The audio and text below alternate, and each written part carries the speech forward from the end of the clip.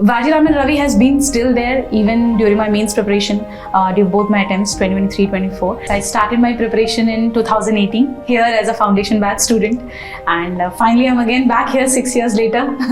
The life has come full circle finally. I post-graduated actually in year 2018. After that I came to Vajiraman Ravi, as the name has always been there, where I was completely clueless कि क्या करना है क्या नहीं. And that year I think ये join किया test series मैंने, and we had those regular feedback sessions. GS we had GS. I was enrolled for the GS thing. I had that regular feedback session after every copy that was checked. We had those mentoring sessions going on. So उससे पता चलता था what is wrong, where I should add on, what is the changes I need to make, etc. So it went like that, and I really scored good in GS. Last year also it was 435 marks in GS 1, 2, 3, 4.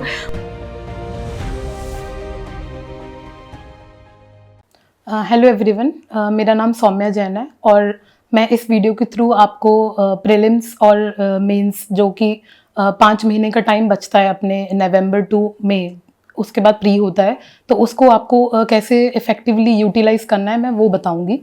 तो मेरा यही रहता है कि नवंबर, दिसंबर और हो सके तो जनवरी, ये सबको मेंस के लिए डेडिकेट करना चाहिए, क्योंकि प्री के बाद बहुत कम टाइम होता है मेंस के देने के लिए।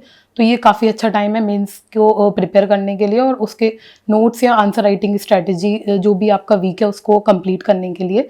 तो नवंबर, दिसंबर आपको मेरे हिसाब से आपको GS2, GS4 और ऑप्शनल पे फोकस करना चाहिए, क्योंकि ये तीनों काफ़ी स्कोरिंग सब्जेक्ट्स हैं और आप अगर इनको प्री के पहले प्रिपेयर कर लेते हैं तो आपको काफ़ी हेल्प हो जाएगी मेंस के ड्यूरेशन में।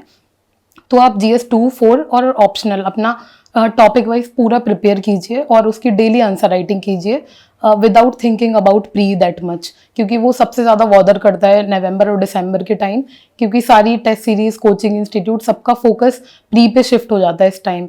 बट मेरा यही मानना है कि अगर आप ये टाइम मेंस को देंगे तो आप फ़ायदे में ही रहेंगे। तो मेरे हिसाब से आपको उसी को देना चाहिए टाइम। और अगर अब मैं बात करूँ जनवरी के बाद का, जो सबसे हेक्टिक टाइम हो जाता है सारे एस्पिरेंट्स के लिए, तो प्री के लिए आपको सबसे ज़्यादा फोकस करना है आपके जो PYQs हैं उस पर, ना कि आपको टेस्ट सीरीज़ के जो मार्क्स आ रहे हैं या जो वो क्वेश्चन बनाना है उससे ज़्यादा बॉदर होना है, क्योंकि जो PYQs हैं वो UPSC का कंटेंट है, तो वो आपका एक गाइड और एक डायरेक्शन जो देगा वो टेस्ट सीरीज़ नहीं दे पाएंगे। तो जो PYQs हैं उनको सॉल्व करिए और उनको सॉल्व करके आप एक खुद का माइंडसेट और स्ट्रेटेजी UPSC के अकॉर्डिंग डेवलप कीजिए, तो उससे आपका प्रीलिम्स सॉल्व करने का जो एक नज़रिया है वो UPSC जैसा ही हो जाएगा। तो उसके लिए ये करना चाहिए। और टेस्ट सीरीज़ का मैं बोलूँ, आप टेस्ट लगाइए, उनको एनालाइज कीजिए, उससे जो कंटेंट आ रहा है उसको भी याद कीजिए बार बार पढ़ के, बट उसके मार्क्स से आप टेंशन मत लीजिए और आराम से जो PYQs हैं उनको आप करते रहिए सॉल्व। मैं अपना बोलूँ तो मेरा ऐसा रहता था कि मैं 2013 से जितने भी PYQs हैं उसके बाद 2024 तक वो मैं कंटिन्यूसली सॉल्व करती रहती थी। और काफ़ी सारे इंस्टीट्यूट हैं जो आपको सॉल्व करने के ट्रिक्स बताते हैं, जैसे अंडरस्टैंड UPSC है, वो बताता है काफ़ी सारे ट्रिक्स। और मेरे को टेलीग्राम पे एक नॉर्थ स्टार IAS जो गिरीश भैया हैं उनका चैनल है, तो वो भी काफ़ी अच्छे से प्रीलिम्स सॉल्व करने के ट्रिक्स बताते हैं, तो आप उसको भी फॉलो कर सकते हैं। और उसके साथ साथ CSET भी एक बहुत बड़ा चैलेंज बनता जा रहा है। मैं खुद एक बार CSET में फेल हुई हूँ, बट उसके बाद मैंने काफ़ी ज़्यादा उसमें टाइम दिया था और काफ़ी ज़्यादा मेहनत की थी, तो मेरे मार्क्स बढ़े भी थे। तो इसके लिए भी मैंने अंडरस्टैंड UPSC की जो CSET सीरीज़ है वो फॉलो की थी। और रोधा सर हैं जो कैट का पढ़ाते हैं यूट्यूब पे ही, उनके भी लेक्चर्स हैं जिसको मैंने नंबर सिस्टम और परमिटेशन कॉम्बिनेशन के लिए फॉलो किया था। तो आप CSET के लिए ये दोनों रेफ़र कर सकते हैं सेलेक्टिवली। और इसके अलावा आप CSET के भी टेस्ट लगाइए, आप हर तीसरे चौथे दिन पे लगा सकते हैं CSET का टेस्ट, जिससे वो भी आपकी प्रैक्टिस में बना रहे और आप उसमें ज़्यादा प्रॉब्लम फेस ना करें एग्ज़ाम के दौरान। और इसके अलावा जो करंट अफेयर्स रहते हैं प्रीलिम्स के लिए, वो सबसे बड़ा क्वेश्चन रहता है कि कहाँ से करना है। तो मैं तो यही बोलूँगी कि prelims is all about static. अगर आपका स्टैटिक क्लियर है, आपकी होल्ड स्ट्रॉन्ग है स्टैटिक पे, तो आपको करंट अफेयर्स का बहुत ज़्यादा टेंशन लेने की ज़रूरत नहीं है। और करंट अफेयर्स मैं पर्सनली जो विजन IAS का PT 365 आता है मैं उससे ही करती हूँ, तो वो अच्छा मटेरियल लगता है मुझे। बेसिकली आपको अपने मटेरियल पे ट्रस्ट होना चाहिए। तो तो अगर आप ट्रस्ट के साथ उस मटेरियल को पढ़ोगे तो वो आपको बेनिफिट करेगा, मुझे ऐसा लगता है। तो मैंने स्टैटिक बहुत बार पढ़ा है, मैं प्री से पहले हर बार 10-10 बार पढ़ के अपने जाती हूँ जो स्टैंडर्ड सोर्सेज रहते हैं, और उसके अलावा जो टेस्ट का रहता है कंटेंट वो भी मैं 3-3 बार रिवाइज करके जाती हूँ। तो मुझे लगता है स्टैटिक अगर आपका स्ट्रांग है तो प्री निकल जाता है, तो इतना बड़ा कोई इशू नहीं होना चाहिए करंट अफेयर्स। और आप आराम से स्टैटिक पढ़िए, बहुत बार पढ़िए और आराम से उसको सॉल्व करिए, तो आपका प्रीलिम्स हो जाएगा आराम से। और मुझे लगता है कि स्पेसिफिकली 3-4 सब्जेक्ट ही हैं प्री में जो आपको मार्क्स गेन करने में हेल्प करेंगे। उसमें पॉलिटी, इकोनॉमी और ज्योग्राफी, स्पेसिफिकली मैपिंग। तो इसके लिए मैंने सुदर्शन गुर्जर सर की जो मैपिंग सीरीज़ आती है वो कवर की है, उनकी स्टैटिक वाली सीरीज़ भी, और जो करंट अफेयर्स की आते हैं उनके 2-3 वीडियोस आते हैं हर साल, तो वो आप पूरा कवर टू कवर उसको पढ़ के जाइए पूरा, तो उससे आपके ज्योग्राफी के जो मैपिंग के क्वेश्चन है वो सॉल्व हो जाएंगे। तो ये सारी चीज़ें आपको करनी है प्री के लिए। और मेंस को अभी मत छोड़िए, नवंबर, दिसंबर, जनवरी में लिखते रहिए, आप आंसर राइटिंग करिए, और साथ में आप ऐसे राइटिंग भी कर सकते हैं हर संडे को, जिससे आपका एक होलिस्टिक कवरेज हो जाएगा प्री और मेंस का।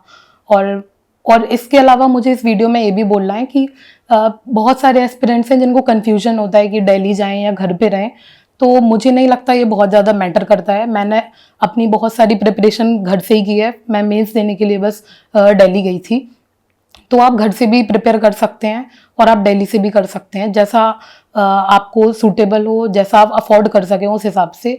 और आजकल तो बहुत सारे इंस्टीट्यूट हैं जो आपको फ्री रेजिडेंशियल फैसिलिटीज़ प्रोवाइड करते हैं दिल्ली में, प्री अगर आपका क्लियर हो जाता है तो। स्टडी IQ है, इवन संकल्प इंस्टीट्यूट है जो प्रोवाइड कर रहा है, तो आप उसको भी देख सकते हैं अगर आपको दिल्ली जाने का है तो। लेकिन आप अगर घर से प्रिपेयर कर रहे हैं तो आप एक ऑनलाइन कम्युनिटी बना सकते हैं। टेलीग्राम पे मैंने बहुत सारे ग्रुप्स हैं जो आंसर राइटिंग प्लेटफॉर्म जो रहते हैं, लोकल रहते हैं, जो कोचिंग के नहीं रहते, उन पे आप काफ़ी एक पीयर ग्रुप ढूंढ सकते हैं, काफ़ी अच्छे लोग वहाँ प्रिपेयर कर रहे हैं, तो मिल जाते हैं वहाँ से लोग। आपको थोड़े बस एफर्ट्स डालने की ज़रूरत है उसके लिए। तो आप वहाँ से अपना पीयर ग्रुप बनाइए और हेल्प लीजिए और हेल्प करिए आप दूसरों की, तो इससे भी आपको बहुत सपोर्ट मिलेगा और आप एक्सक्लूडेड भी फील नहीं करेंगे घर पे रह के भी।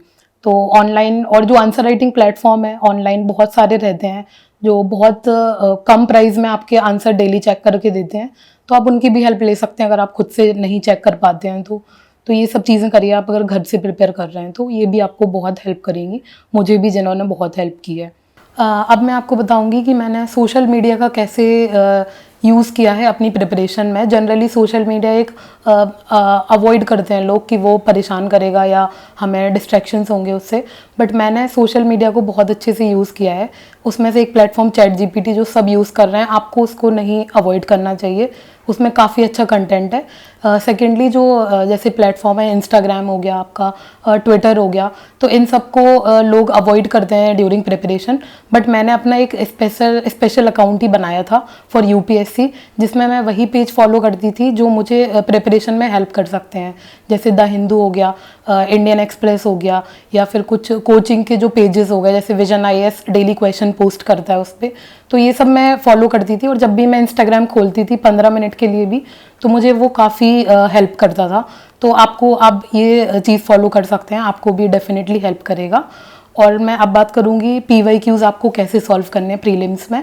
तो आप PYQs का एकदम पोस्टमार्टम कर दीजिए और आप उसके एक वर्ड को पकड़िए, उस एक वर्ड पे रिसर्च करिए, क्योंकि वही आपका सिलेबस है, उससे ही आपके जो थीम्स है वो निकल के आती हैं UPSC की। तो आप एकदम उसको पढ़िए, बार बार सॉल्व कीजिए, क्यों गलत हो रहे हैं आपके क्वेश्चन, सही हो रहा है तो क्यों सही हो रहा है वो क्वेश्चन, ये सब आपको देखना बहुत इंपॉर्टेंट है प्रीलिम्स के PYQs में।